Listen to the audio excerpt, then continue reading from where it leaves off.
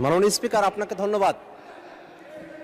মাননীয় সংসদ সদস্য তার বক্তব্যের সময় গণভোটের 4টি প্রশ্নের কথা উল্লেখ করে প্রকারান্তরে বিরোধী দলকে অ্যাকুইজিশন অফ ফ্রডের আওতায় তিনি নিয়ে এসেছেন। তিনি বলার চেষ্টা করেছেন যে বিরোধী দলের পক্ষের লোকেরা সরকারে থেকে, অন্তর্বর্তীকালীন সরকারে থেকে তারা 4টা গণভোটের প্রশ্ন নিয়ে এসেছে, তার 2টাতে তারা হয়তো সম্মত ছিলেন, 2টাতে ছিলেন না। এই ধরনের বক্তব্য তিনি দেওয়ার চেষ্টা করেছেন। একই ধরনের কথা বিএনপির অনেক সংসদ সদস্যরাই আগে বলেছেন।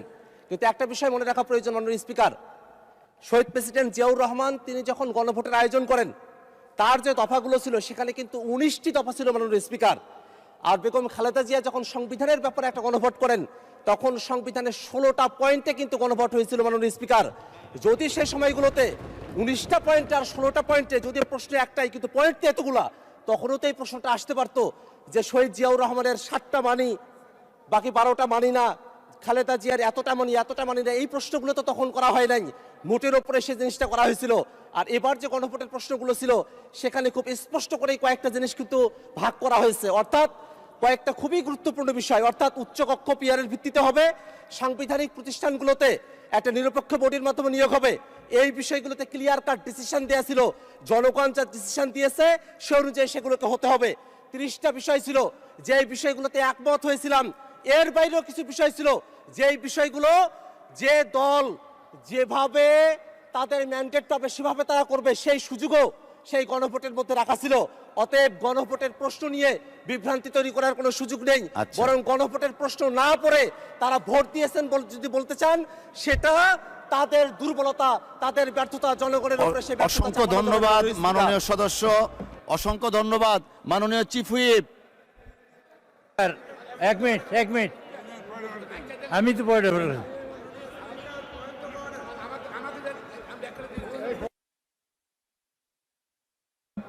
মাননীয় চিফ হুইপ, আপনি প্লিজ শেষ করেন না। মাননীয় চিফ হুইপ, আপনাকে ফ্লোর দেওয়া হয়েছে।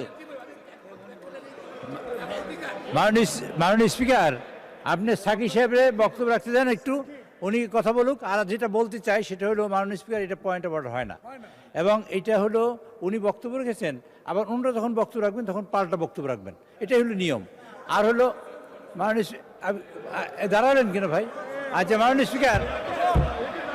স্পিকার কাজে আপনি বুঝে শুনে পয়েন্ট অফ অর্ডার দেবেন। ধন্যবাদ মাননীয় স্পিকার, আপনি সাকি সাহেবের।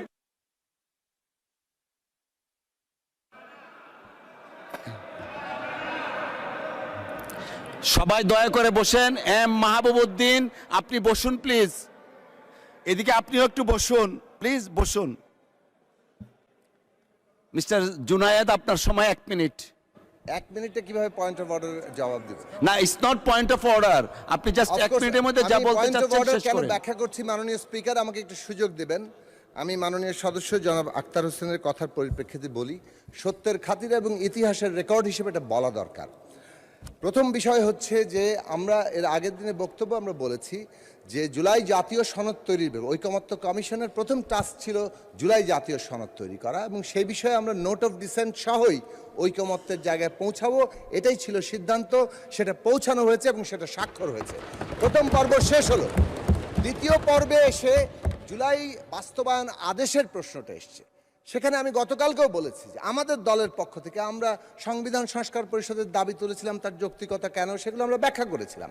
কিন্তু আমরা সাথে এটাও বলেছিলাম এটা ন্যূনতম একটা জাতীয় ঐক্যমত্যের জায়গা হতে হবে। এটা তো আমি দাবি করেছি, আমার দাবি মানেই তো এটা অন্যরা গ্রহণ না করলে এটা গৃহীত হয়ে যেতে পারে না, নাম্বার 1। সে কারণে আমরা যেটা চেয়েছিলাম, 2 মিনিট বাড়ান সময়, আরো 2 মিনিট সময় বাড়াতে হবে। এই কারণে যে এটা পয়েন্ট অফ অর্ডার, এই কারণে রেকর্ড আকারে থাকা দরকার। জুলাই জাতীয় সনদটা এটা পুরোটাই, যেটা একটু আগে মাননীয় সদস্য আক্তার বললেন যে শহীদ প্রেসিডেন্ট জিয়াউর রহমান 19 দফা নিয়ে করেছেন, ওটা কিন্তু শহীদ প্রেসিডেন্ট জিয়াউর রহমান তার পক্ষ থেকে দাবিনামাগুলো হাজির করেছেন। যেটা বেগম খালেদা জিয়া তুলেছেন তখন সরকারের পক্ষ থেকে এটা পার্লামেন্টে পাশ হওয়ার পরে তখন সেটা হাজির হয়েছে গণভোটে। আর এটা ছিল একটা জাতীয় ঐক্যমত্যের জায়গা, এটাতে কোনো একতরফা জিনিস আসতে পারে না। ফলে প্রথম প্রশ্নটা হচ্ছে যে জুলাই জাতীয় সনদ, আমাদের ডিফারেন্সেস আছে, এই ডিফারেন্স স্বীকার করে নিয়েই আমরা এখানে আছি। আমরাও একটা জোটে আছি, আমাদের মধ্যে ঐক্য আছে, পার্থক্য আছে বলেই। যখন কোনো পার্থক্য থাকে না তখন ঐক্যের প্রসঙ্গই থাকে না। সো এই কথাটা আমাদের পরিষ্কারভাবে মনে রাখা দরকার যে জুলাই জাতীয় সনদ এটা পুরোটাই গণভোটে যাওয়ার কথা ছিল, কিন্তু এইটাকে তারা তাদের মতো করে যে আমি শেষ করি, কথা বলতে দিবেন। আচ্ছা মাননীয় স্পিকার আমি আপনার দিকে কথা বলছি। মাননীয় সদস্য আপনি দয়া করে বসুন। মাননীয় স্পিকার আমি আপনার দিকে বলছি একটু জি। হিস্টোরিক্যাল রেকর্ড রাখার জন্য। এই জুলাই জাতীয় সনদ এটাই পুরোটা হ্যাঁ না ভোটে যাওয়ার কথা। এখন এটাকে যখন ওনারা 4টি পয়েন্ট এনেছেন, সেটা ন্যূনতম জাতীয় ঐক্যমত্য হয়েছিল কিনা সেটাই সবচেয়ে বড় প্রশ্ন। টু বি রেকর্ডেড, এটা জাতীয় ঐক্যমত্য হয় নাই। যদিও আমার কি মত, আমাদের দলের কি অবস্থান ছিল সেটা ভিন্ন হতে পারে। আবারও বলছি, গণতন্ত্র মানে আমার প্রস্তাব যদি ঐকমত্য না হয়, আমার প্রস্তাব গৃহীত হলেও সেটা জাতীয় ঐক্যমত্য যখন ট্রানজিশনের ভিত্তি, তখন সেটা গৃহীত হতে পারে না। সেই নৈতিক রাজনৈতিক অবস্থানটি আমাদের গ্রহণ করা দরকার।